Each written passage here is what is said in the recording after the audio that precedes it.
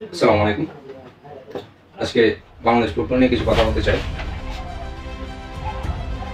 আমরা যারা বাংলাদেশে বসবাস করি, বাংলাদেশের নাগরিক, আমরা যারা ফুটবলকে ভালোবাসি, আমরা যারা স্পোর্টস লাভার, কিন্তু বাংলাদেশের খেলা দেখি না, আমি বলবো জিজ্ঞেস করতে পারেন কেন? আপনি যদি বাংলাদেশের লাস্ট 2টা ম্যাচ দেখে থাকেন, যেটা মলদ্বীপের সাথে গত কিছুদিন আগে, সেই জায়গায়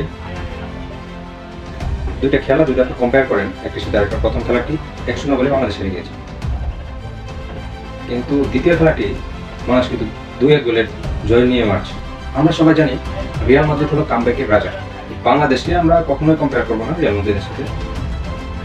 বাংলাদেশও পারে কামব্যাক করতে, সেটা কিন্তু তারা আমাদেরকে দেখিয়ে দিয়েছে। দেখেন, হাফ টাইম প্রায় শেষের দিকে জনির যে গোলটা, সামনে তিনজন প্লেয়ার, ডান পাশে একজন প্লেয়ার, গোলকিপার সহ 5 জন, তো সব মিলে 4-5 জন প্লেয়ারের মাঝখান থেকে বলটাকে রিসিভ করে, বলটাকে টার্ন করে পাপন সিং এর শেষ সময়ের ঢিলকিতে কিন্তু বাংলাদেশ জয় নিয়ে মারছে।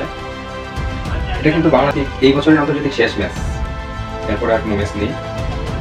তো সেক্ষেত্রে শেষটা ভালো হয়েছে, শেষ ভালো যাক, সব ভালো থাক। বাংলাদেশকে আমাদেরকে সময় দিতে হবে।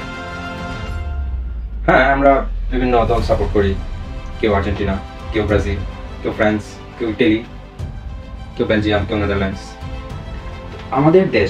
আমাদের দেশের দলটাকে আমাদের নিয়ম সাপোর্ট করে যেতে হবে। খেলার মধ্যে হার জিত থাকবে, আর বাংলাদেশ সুপার কোনো টিম নয়।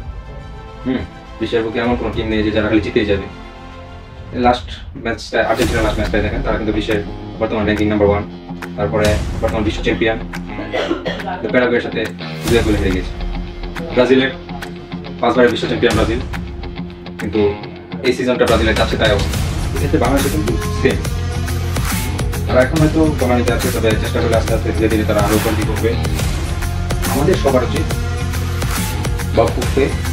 বাংলাদেশ ফুটবল ফেডারেশন আমার দেশটাকে সাপোর্ট করে, এই তরুণদেরকে উৎসাহিত করবো নানাভাবে, যেন এই বাংলাদেশ টিম আমাদেরকে আরো ভালো কিছু উপহার দিতে পারে।